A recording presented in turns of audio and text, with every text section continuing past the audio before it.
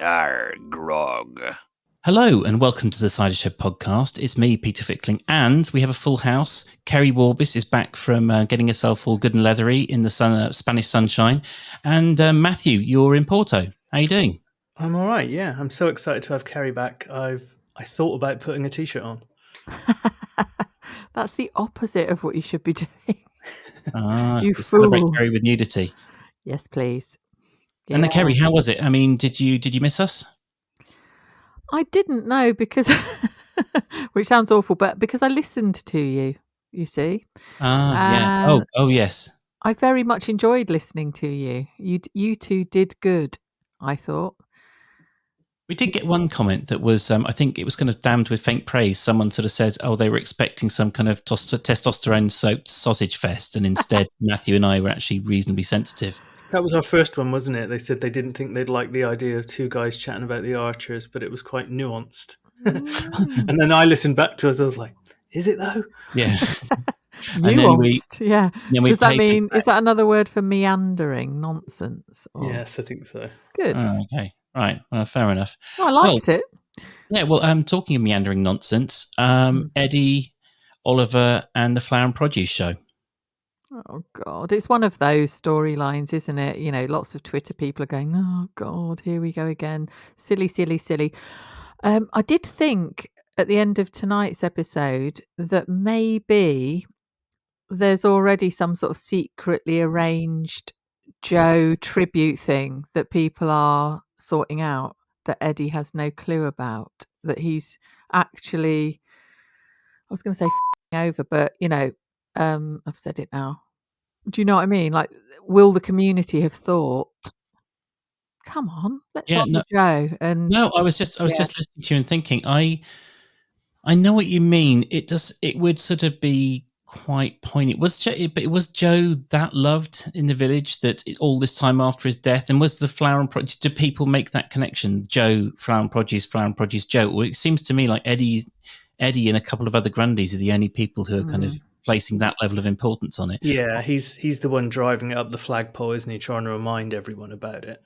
I don't think it's ever present in people's minds. I mean, there's that point where he was talking to Kenton. He was like, he would have been 100, and Kenton was like, good old Joe. I was like, he's dead. I know. Can dead people have birthdays? Yeah, it was a bit strange that. I mean, I don't understand the celebration of strangers' birthdays, dead or alive. This is one of my frequent Twitter rants. Is when I see it's like it says and John Travolta's turned 72 this year. And it's like, yeah, and he's not dead.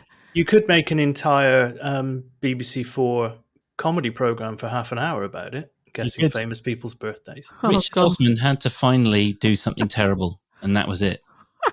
I've only seen, anecdotally, people complaining about that on Twitter. I haven't heard it. Oh man, you've got to have a go just to experience the horror. I think I listened to it on my hotel bed in Spain by accident because I'd got the time zones incorrect, to listen to the Archers, and fell into that mire of just, honestly, you can understand, like, drunk a bit with your mates going, oh, guess how old Ulrika Johnson is. No, I used to do it over breakfast with my flatmate. Yeah, but do you want other people to hear that you doing that with your flatmate? Probably not stretched out over a 30-minute show, no. And they kept saying things like, that's interesting. And it very, very, very much wasn't. Yeah, it did sort of... do you remember that, back in the 80s, they used to have... the BBC would buy E.T., the film, and in order to get it from insert name of big movie company, they'd also have to buy all of Monkey, all of the Water Margin, all of Bonanza. It was all came in. It was a giant package that came as one. And the BBC bought 20 different show ideas off Richard Osman, and this was how he just padded it out to make up the numbers. He was like, "Yeah, here you go." Yeah, but he'd done it before, hadn't he, in some other format, and they transposed it onto Radio 4, I think. What's it called? Sorry, it's awful. The Birthday Cake Game or something, I think it is. Okay. And I actually don't mind, going back to dead people having birthdays. Obviously, if a relative dies, you'll remember them on their birthday, but you won't celebrate ages they didn't reach, would you? I don't. I think if it's a bit of a landmark, maybe. I think it's the fact that Joe went so soon before his 100th, wasn't it? I think, and also I think there's moving from reality to art. I think there is a bit of an intent here to honor the actor as well, isn't there? I think they're trying to do that through the character. All right, sorry. No. I was just as callous as you, Kerry, but I think that's what's going on there. So when does it stop at 100, or do you sort of go, oh, he would have been 200 today? I think it does, because you assume they're going to peg out not long after that. Okay. At what age is it fine to be able to look someone's wife or child or in the eye and say, look, they were over 100. Just shut up. No one cared. They had a good innings. I mean, saying at what point does they had a good innings run out?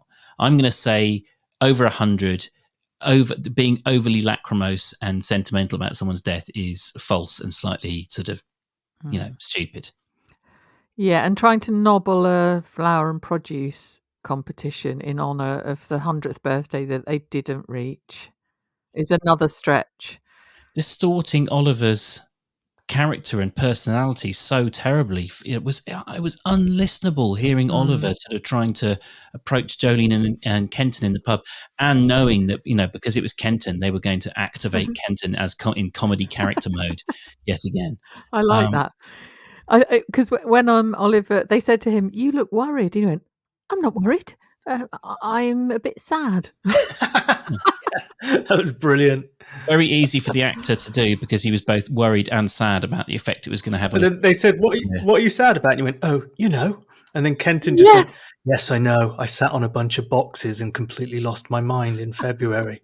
And Jolene's like, "And that's where I found him." Yeah, that was a funny bit, because Kenton went on this little monologue, didn't he, about this is pointless. There's no point to any of this. Then you think, I'll just get through one more episode. Yeah, it was very sensitive to the Archers listener, wasn't it? It was. But then Chris later also said he thought everything was all pointless. And I thought, God, is this going to be something every character says? This is a theme. Pretty much it'll be like 13 minutes of silence, and we'll all just have to sit there meditatively and think.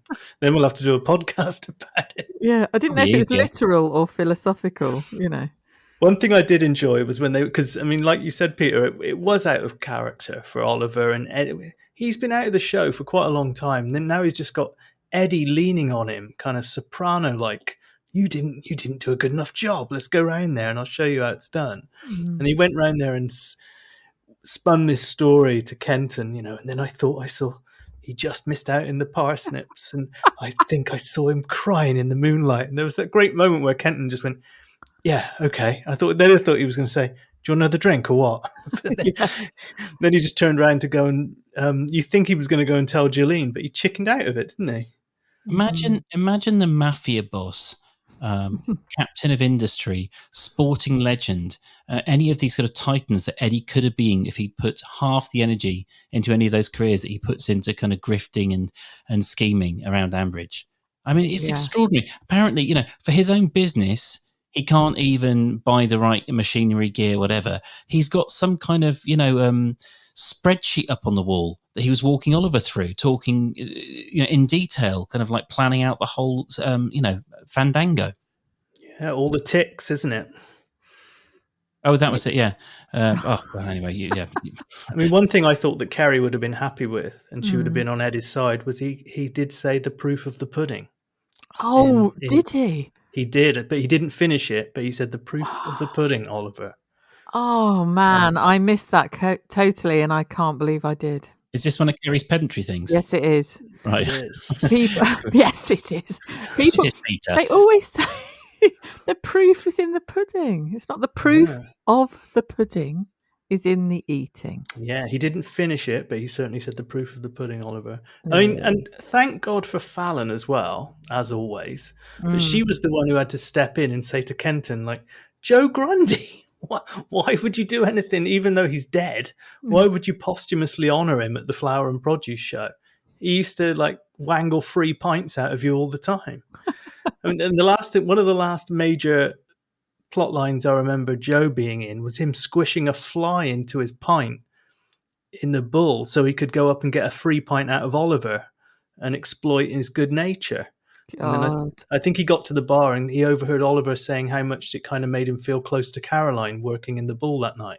And Joe kind of shrunk away on reflection, feeling awful. So they were always trying to do him over. I don't see why Oliver is suddenly on board with this weird little plan of Eddie's. Yeah, you've got a good memory. I didn't remember that fly thing. That was one of the last things I remember him doing, apart from getting lipstick put all over him by his granddaughter. Or his great-granddaughter, wasn't it? She dressed him up with lipstick, and I think that was the last scene that he did. He did. To your point earlier, Matthew, the actor did go quite suddenly, didn't he? Yeah, it was very unexpected, wasn't it? Yeah. I just remember the continuity guy had to reference that was... He didn't say it in as many words, but he kind of said that was his last scene after that scene where he'd been made up. That's quite a nice way for him to go. And they did. Obviously, I mean, they probably wrote it knowing that the actor was, in advance of advancing years.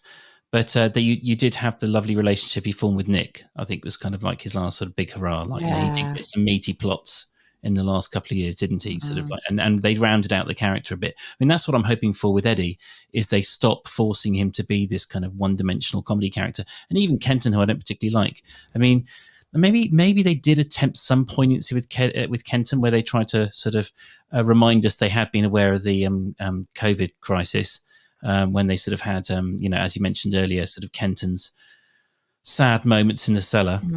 But it that was quite poignant. And then he went, "That's why we're doing the hanging basket." Yeah, I was like, "What?" Is this just set up for them to go head to head? A little bit of rivalry, but the Grundys will still come out with the Frida Fry Best in Show trophy. Is it? Will it end up being theirs? I think it will be. Don't you? Yeah, probably. Hey, speaking of flower and produce competitions, by the way, I don't know if you two are aware, there is a flower and produce competition on Twitter. Have you had a look? I did see a bit about this. Yeah. So I accidentally broke into your communications with people on the Twitter DMs. You did, didn't you?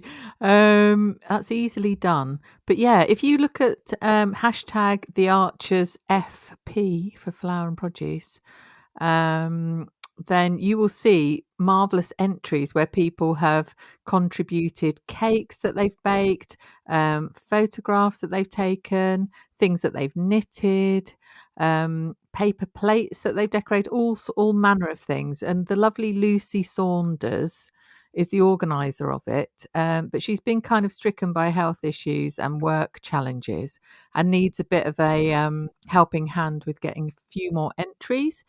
And she's extended the deadline for entries till the 30th of September.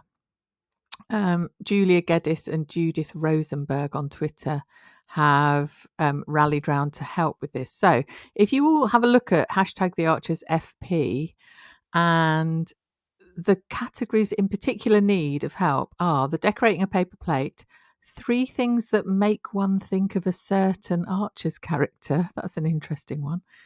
And food failures, any photographs of food failures. But you can have a look and see, you can obviously contribute other things too if you take a look at the timeline. Okay, that's nice. Yes, I'll have a look out for that and give it a shout out through my own Twitter as well. Cool. In the 3 things that make you think of an Archer's character, can I just present a trio of aubergines for Fallon? I had already rejected several dick jokes in my head. I know. I could hear the cogs of Peter's brain going round. I did have a terrible one to do with Eddie's turkeys that I airbrushed out. But I was also saying if you go to hashtag the Archers DP, you'll see some wonderful entries too. Oh, good grief! I bet they're glad they asked us to promote this wholesome project. Yeah. Are we going to do them any more disservices? Are we going to maybe send out a tweet during the omnibus, Kerry? Is that definitely. Yeah, of course. The whatever you send in, it has to have been done whatever it is in 2021. So you don't dig out some old painting that you've done or knitwear or whatever. You've got to have done it in 2021, please. Yeah, and we'll paste it into the description of the show. So for the show notes that goes out with the podcast, we'll put it in there as well. Will either of you two be making entries? That's a very good question. I'll have to concoct. I can hear Peter is sniggering. Yeah. It was a genuine question. A food failure. Yeah, I think I could definitely do food failure. But yeah, I'll see. Well, there's something I do at roughly 10 o'clock every morning that will take care of a few of the characters. So I can, anyway. Is that a dump? Yeah, precisely, yeah. Okay. Oh, it is my edit this week, isn't it? Yeah. Oh, it's a very relaxing feeling listening to all this nonsense. Yeah. So, yeah, I think I mentioned briefly earlier on about like Oliver and just did you find that as uncomfortable as I did? I did. I thought he was being railroaded. Didn't like it at all. Yeah, it was uncomfortable in terms of script writing, and it was also uncomfortable in terms of like Oliver. If he felt sort of after everything he's done for them, maybe I'm overthinking it, but like after everything he's done for them, he should be sort of venerated and celebrated, not kind of forced around the village trying to sort of wangle and connive.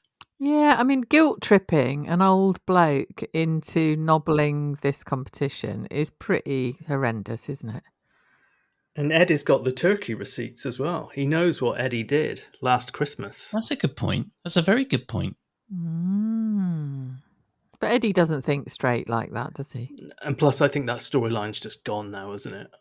There was a period where you thought, is this a scandal? Will it come out that they didn't use the Grundy turkeys? But it's gone, I think. It doesn't seem to have ever be coming back.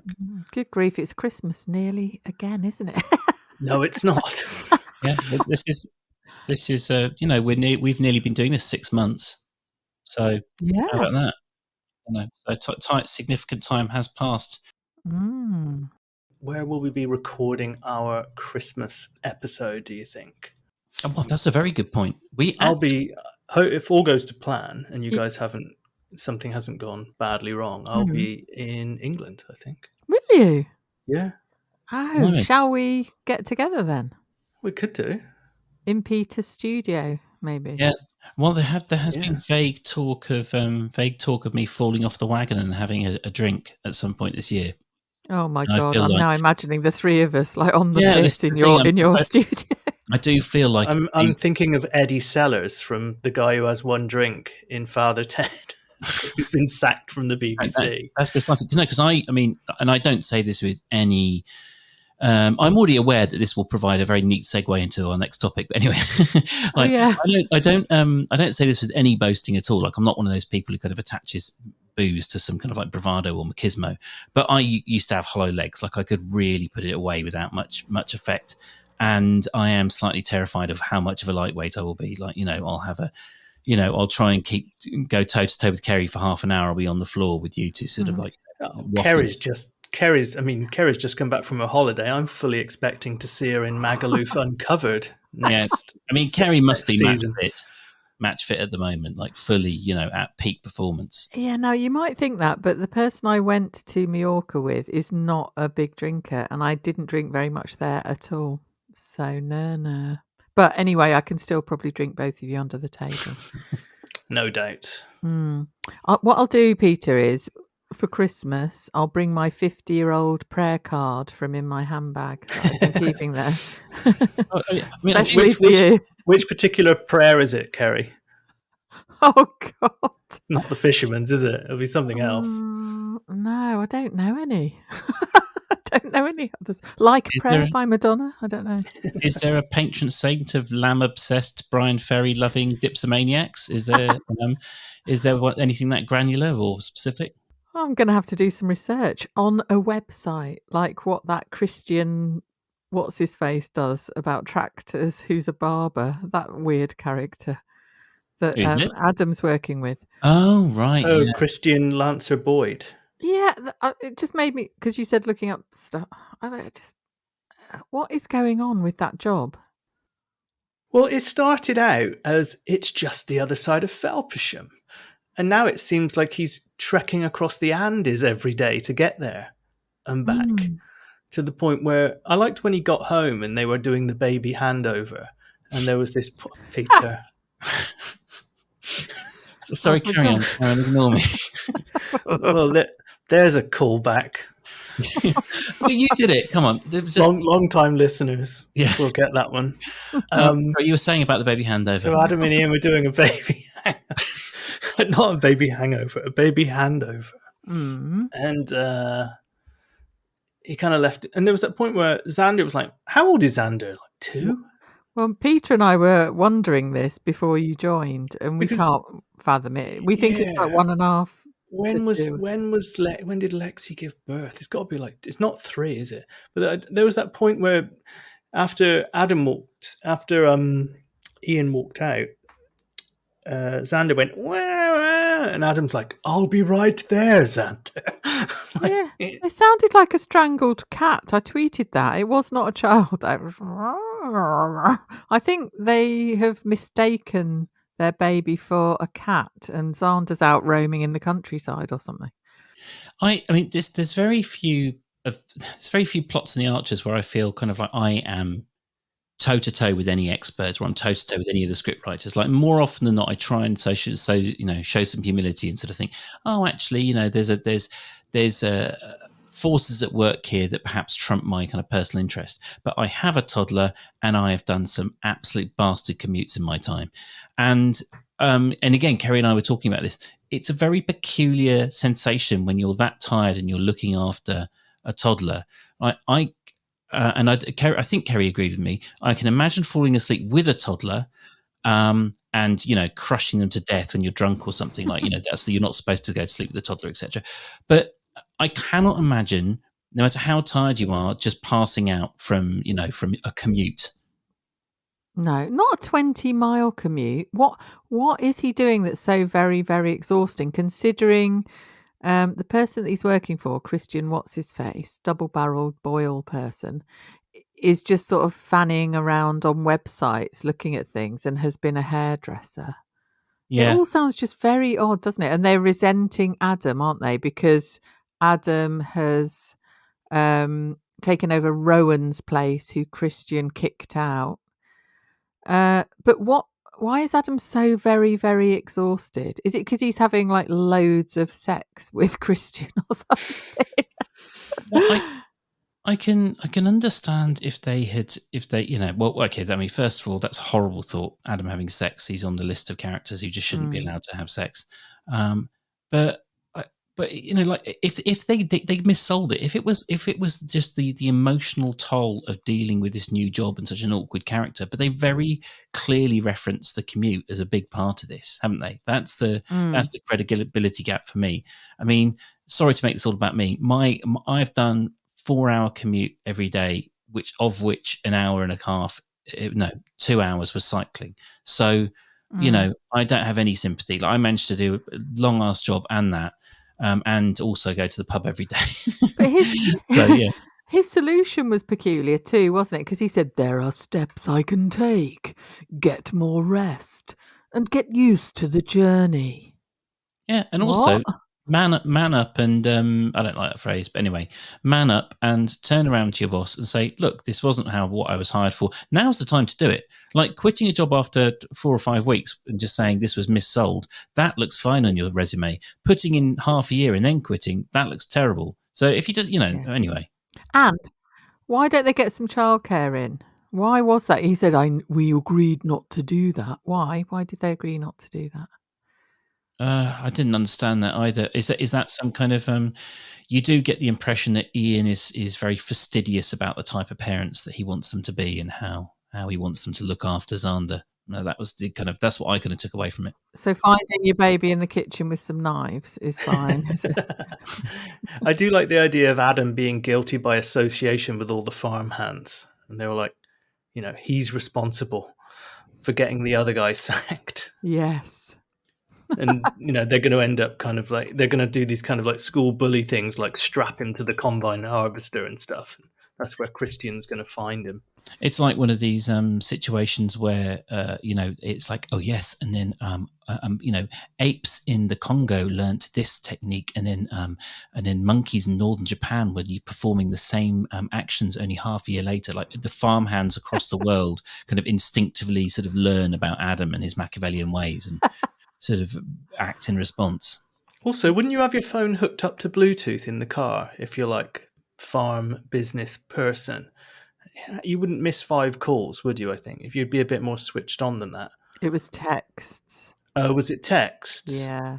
I'm now going to undermine what I said.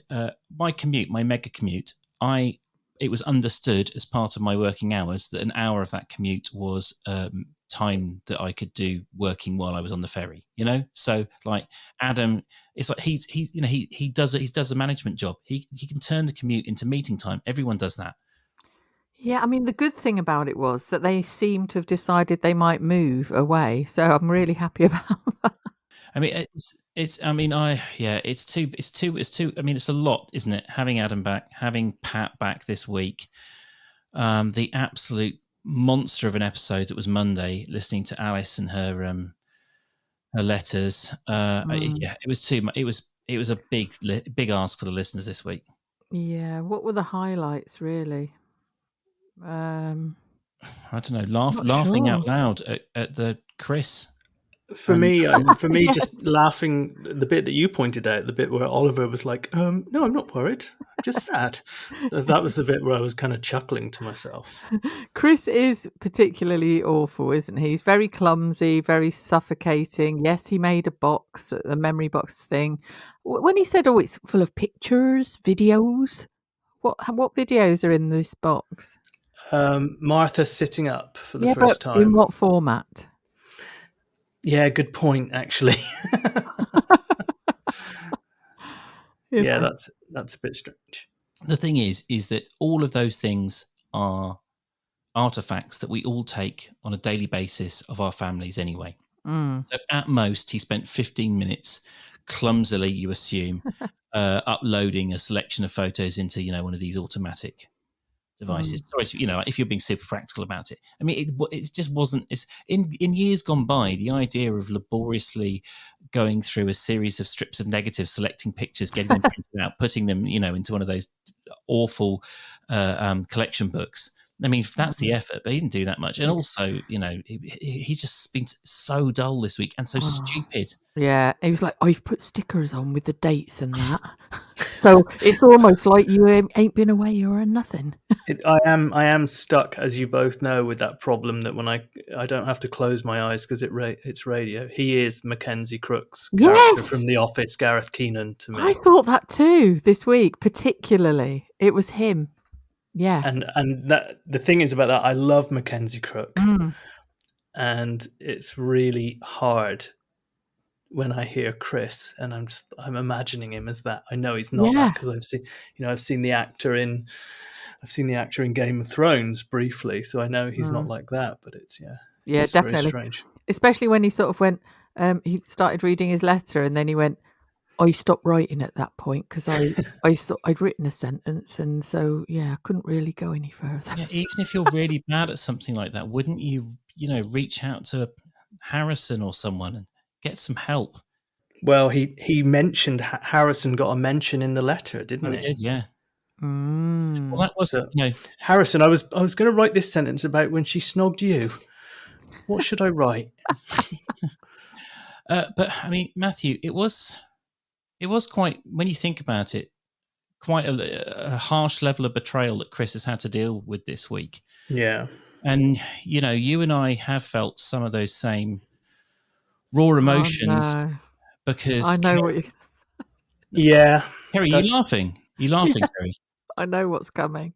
No. Well, to anyone who hasn't been watching Twitter this week, you won't have known that Kerry has squashed mine and Matthew's well-published dreams. And do you know what, Kerry? Matthew and I have really struggled to try and find a way of saying this to you. So we've actually, we couldn't do a letter, but we've made a little something for you. Matthew, you okay with me playing it? Yeah, I think so, yeah. All right, okay.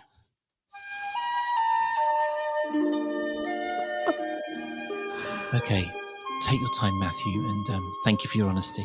Dear Kerry, In the autumn of 1986, my parents rented the movie Highlander on Betamax, and thus began an artistic love affair that not only entertained but also educated me on the history of ancient civilizations, their languages, and their accents. My elation upon discovering Peter felt the same way about this masterpiece reaffirmed my faith in humanity, and therefore my hopes and dreams were high when you decided to watch this epic for the first time on Sunday, and I looked forward to you live tweeting the similar impact it was having on your soul. What followed can only be described as devastating.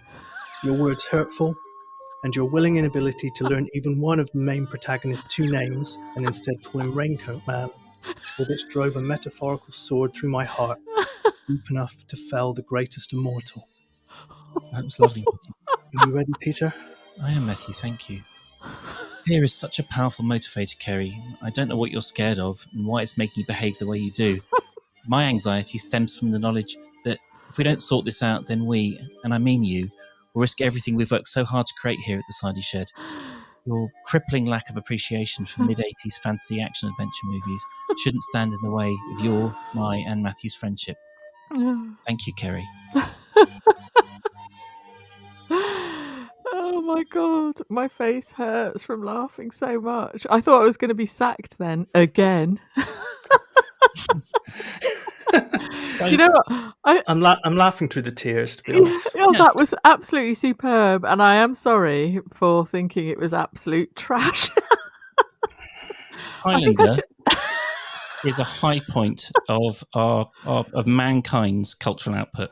Oh God. I was watching It's a Sin last night, and they've got a Highlander poster in the background of the Pink Palace. Everything should have a Highlander poster in the background. Yeah. In fact, do you know, I will thank Kerry for something sincerely this time. I didn't realise how much I liked Highlander until I saw Kerry's avalanche of dismissal pouring in on her, her hate tweet. You call it dismissal and hate tweeting. All I did was describe what I was looking at. I tell you what really stuck in my craw was then like all the Highlander Twitter types started like migrating towards Kerry going, hey, maybe you should listen to our podcast and you can win a book. And I was like, yeah, I like it. She doesn't. I think I tweeted about 100 tweets. I became possessed. And my son, Max, kept coming into the room looking with horror at what was on the screen. Oh my God. But thank you for introducing me to it. It filled an evening. Yeah. Well, I mean, It's filled half my life, Kerry. One person said that they thought that now that Kerry had live tweeted it, there was absolutely no need for Matthew and I to do our podcast special. And I can tell you that if anything, it's made it a dead cert that it will happen. So, yeah. You definitely should still do that because I think obviously it's going to have a slightly different flavour to my tweets along, isn't it? You can be on that special, Kerry. It's just we'll just fade you out. Okay. We'll just edit in bits of previous shows where you say, I completely agree. Okay. Not that you've ever said that on any of our podcasts. We could go super meta and do basically dissect Kerry's tweet along line by line. But that's now. I wanted to screenshot it, but I didn't have enough memory on my phone. Yeah, it was pretty full on. But well, Kerry, anyway, in very much in the spirit that Alice, you didn't invite that feedback, but I hope that like Alice, you would have got something from that and maybe grown a little bit. Yeah, feedback is a gift, and I do have to warn you that someone's asked me to do tweet-alongs about some other films. Well, just leave mine and Matthew's films alone. I will. If you lay a finger on Risky Business starring Rebecca de Mornay and Tom Cruise, or Weird Science, basically any of the movies from a very particular age in my life. Okay, so they haven't been mentioned to me yet, so you're safe. Okay. What did we think about the actual letter scene? We've hammered Chris, but I mean, Luke wasn't much crack, was he? In the in the rehab, that bit where Alice said, "The food's good. Wine list's not up to much, wouldn't you say, Luke?" And then it was just silence. It's like, that's a joke, you dry shit. Come on. I thought Jennifer was cracking, actually. Yeah. The Jennifer actress, superb. She said something really, really poignant. Where is it? Oh shit, I can't remember. I'm so sorry. But there was that bit about, she said, like, you say all these horrible, we know you don't mean the things you say, but we know you mean to hurt us when you say them. Mm. And then she's like, my fear is that you'll say something like that and it'll be the last thing I ever hear you say, which I thought that was pretty bad. Yes. That was like Yeah. that was like the extreme version of like never let the sun go down on an argument, wasn't it? But it was like she thinks there's going to be some terrible accident, which is understandable. Yeah. Yeah, the Jennifer part was moving. I mean, so there's overthinking it on two levels. Here's one was that, like, you know, maybe the juxtaposition of Jennifer's very well thought out and poignant speech versus Chris's inability to even finish two sentences sort of held a light up to how shallow their relationship was without booze, without anything else going on. I mean, obviously, then today, Alice was saying how much she loves him and how much he means to her, and how much he was moved by, how much she was moved by his box, and him as well. Him, the other way around was true too, also. But it was just, I mean, it was thinking about it. It really did show how dull and how worthless Chris is when you heard it right after Jennifer. And you're right. It showed how little they get Alice and her problems, which is what she was saying tonight, isn't it? You know, these people don't get me. They don't get my struggle. Because as soon as they got in the car, Jennifer and Chris, they were going, she's so like the old Alice. And Chris straight away said, maybe we can be together again. It's like, you've had one meeting with her after rehab. Also, I didn't really quite understand why Alice was coming home at this point. It felt like rehab hadn't been that long. Yeah, I'm going to channel my inner Kerry Warbis here. It didn't make any sense because they'd made a big hoopla over the fact that she might be, forced to go into a therapy group that she didn't want to go into, and yet she was being released the next day. So it was completely nonsensical that somehow she was sort of honor bound by the machinations of the institution. Yeah, exactly. Well, she said to Luke at the end, I don't think I want to do it, after they both left, didn't she? She said in relation to going home. So she was dreading it. But what's going on with Chris's vision? Is it some kind of like Christopher Walken in the Dead Zone thing? Because he said, like, I'm on the village green, there's crowds, it's the fate or something, and I see you and you're walking towards me. And then he just stopped. I was like, is there going to be a plane crash into the flower and produce show on Sunday or something? As Alice decides to come over and reconcile with him. But all of his sorry, building on what Matthew was saying, all of his comments were so shallow. It was all about how pretty she was, all the fun they had together. There was no kind of substantive comments about what she did for him as a person, as a friend. And he's, like, he's been unbelievably cold to her all this time, and she turns up with glowing skin and perky tits and bum, and all of a sudden, Chris is back, ready to commit to the marriage. Yeah, he rustled up a Thai curry and thought, right, I'm in here. There we go. Yeah. If I can just get her drunk. Oh God. Yeah, he's such a shallow wit. Thank you. It's been a while. If there's anyone in a parallel universe, people play a Peter Fickling drinking game when listening to the pod. You can have a drink now. As usual, Kerry has summed up what I tried to say in 5 minutes in about 3 seconds. Yeah, we've been tiptoeing around it, haven't we? Kerry just goes straight in there. Yeah, it's little wonder she wants to run away. And I know we're supposed to think it's, she's got to leave them because she loves them. But actually, she's got to leave them because Chris is really bloody annoying. Well, and she's not going to get the truth from him, is she? She's going to get it from the doctor, her support, her sponsor, the clinics. She's not going to get it from Chris, who flip-flops all the time. Yeah, and if booze has been such a has been like beyond the addiction, like if you drink that much, there are practical elements to it, like like just managing your day. So much of her energy is taken up by her drinking, and then now she's not a new person, but she's fundamentally she's got tens of hours every day to suddenly reassess her life and what she wants to do with it, and I mean. I mean, it's lovely if she still could stay with Chris and see value in him, but it's completely understandable. She's just like, holy shit, she might have been regretting the waste in the other parts of her life, so why not with Chris as well? Yeah, he didn't shine, did he, this week? I thought it was touching when she actually held Alice.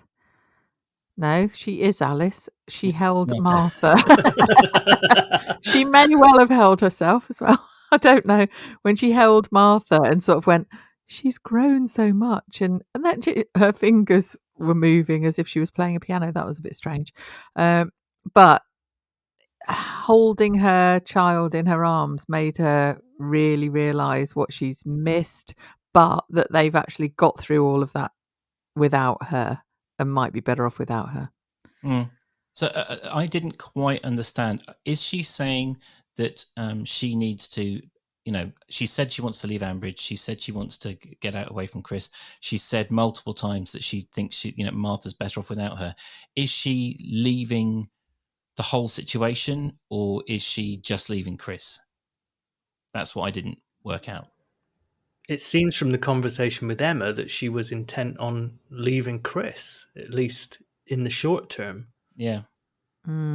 Okay. Yeah, I imagined she was going away. But yeah, I could be wrong. It seemed to me that she was going to stick with Brian and Jenny and just stay out of Chris and Martha's way. Emma seemed to do, because Emma likened it to her shame tour of the village, didn't she? Going around and asking for money. Yeah. And there was that point when Alice said, "Did you stop loving Ed?" when he lost his job, when he was doing all that dodgy chemical delivery stuff. And she said, "I thought I did, but I never actually did." So do you think she's asking from the perspective of, do you think Chris has stopped loving me? Or do you think she's asking from the perspective of like reassuring herself that she might have fallen out of love with Chris? Yeah, the latter, I would say. You think? Okay. I thought it was all to do with her addiction. I thought it was to do with the fact that she doesn't have the willpower to avoid booze and to deal with being in a relationship with Chris. Like, the fact that she loves Chris is a separate issue. Like, she can't not drink and be with Chris. Yeah, what I'd really like to learn more about, though, is why Harrison uses rock hard butter to butter some bread for sandwiches. Butter and Uno slice. That was there was an advert that was banned a couple of years ago. I'm wildly misremembering this. Basically, the advert was two dads standing in a restaurant, and it was like, "Oh, aren't men stupid?" The two women walk into the store and they saved the day. And it was like, it was like, ha, ha, ha, men are crap dads. That was the joke.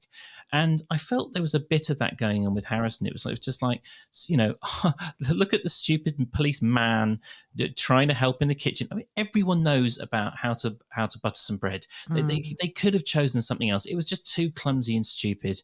And I mean, I'm not a kind of sensitive flower when it comes to kind of, men being victims of sexism, but it's irritating when it happens. Why was he even there as part of that story? Why couldn't there be? Because that guy who'd booked they were ludicrously undermanned on the day, because that naughty boy Dennis, was it?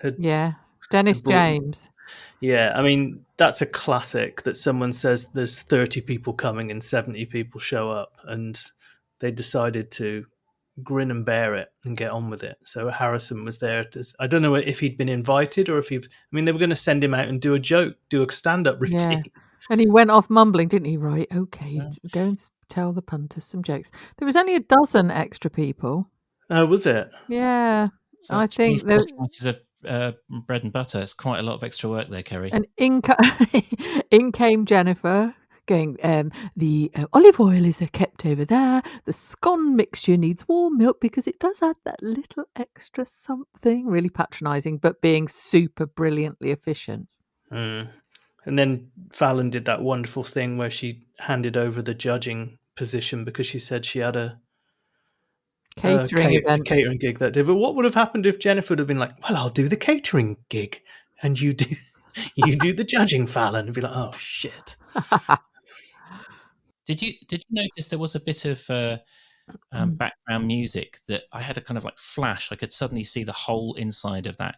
Is it a cafe or is it a tea room? It's a tea room, isn't it? I could suddenly see the whole thing, and it's all kind of. They had kind of like rockabilly, kind of like jive music playing in the background. So a hellish place to try and relax. And all of a sudden, you can see all of the kind of cool stuff that Fallon's. I'm getting in trouble here, Kerry. Matthew's going to go for me, but you can see all of the kind of like cool 1950s kind of Americana that's hung up all over the walls. Okay, I was just muting myself so you couldn't hear my screams. Yeah, with all the upcycled furniture in there. Well, there's always some kind of like rockabilly or early 60s rock and roll. Yeah, she loves it, doesn't she? There's always a bit of that going on. Yeah, but it's too noisy. I mean, Enya has no place except for in quiet cafes. I mean, sitting in a cafe, a bit of Enya comes on, lovely, perfect for eating. not at home. Not at home. I'm talking very specifically. Is that what Enya was created for? Yeah, like there's certain music. For instance, kind of sort of Dutch techno, kind of hardcore. If you have a deadline that you need to hit, and you can't, you're not allowed. The music can't distract from the work you're doing, but you need something to blot everything else out. Yeah, it's absolutely perfect for that and nothing else. And I'm saying Enya for restaurants. Enya for scone eating. Yeah, precisely. Yeah. If I had to create a scone eating playlist, Enya would 100% be on it. I don't think that's what Enya thinks her music is for. I don't so you know, Peter, because I mean, she lives this kind of hermit, reclusive life in Ireland, and she's developed her own language. He's 40 stone, and it's all scone, cream, and jam. But does she warm the milk in the microwave first? No, because she doesn't have a microwave. No, she does it by kind of like crystals and sorcery. She warms it between her thighs. Ample. 20 if we get sued by Enya and she has to come out of like what was the guy the reclusive aviator that went into Howard Hughes? Yeah, Howard Hughes style has to come into court to sue us. It will all be worth it. I bet you there are bell jars full of massive scony poos in Enya's reclusive home. And by the way, one thing that comes through loud and proud with Enya's music is her sense of humour. So I bet if she did hear this, she would. Her music is funny. You're right there. There is that, yeah. Well, this will test that sense of humour, wouldn't it? That famous Enya sense of humour. And love of scones. Yeah. Well, I feel very right about this. Okay, well, you take the stand first, Peter. Thank you. Yeah. Enya, love to hear from you. It is all three of our names on the podcast, isn't it? Yeah. No, that's one of the first things I did was when I made the little mini website on day one was I put at the bottom it says copyright all three of us, just so if we do go down, we all go down together. Okay, that's fine. Yeah, I mean, what better thing to go down for than like Enya suing the ass off you? Hobby podcast sued into oblivion by reclusive Irish pop star. That surely would make the news. Yeah, bring it on, love. Yeah, it would definitely make the Cork Examiner. Yeah, well, high hopes. Should I do a naff and obvious segue? Yes, go for it. Yeah. Mentioning the fact this is a hobbyist podcast, we were thinking of, we mentioned a long time ago that we do have some small costs, not too many. And I was listening to a podcast the other day started up by a couple of not so famous journalists, and they've just put adverts everywhere, far too many. And they have the Patreon requests. They haven't even done their second episode, and it's all there. So it did get me thinking that maybe we were in a position just to say maybe we could ask for some Patreon, and maybe we could do an advert or two. So anyway, we're going to research what's best, what's as unobtrusive as possible. But what we're probably going to do as well is either this Sunday or the Sunday after put in a couple of polls on Twitter just to sort of get people's feedback. So do keep an eye out and please give us your feedback. But Kerry, there is some exciting news because we do actually have our first advert. It comes from another podcast. There's no money attached, but I hope you don't mind. We're just going to pop it in now.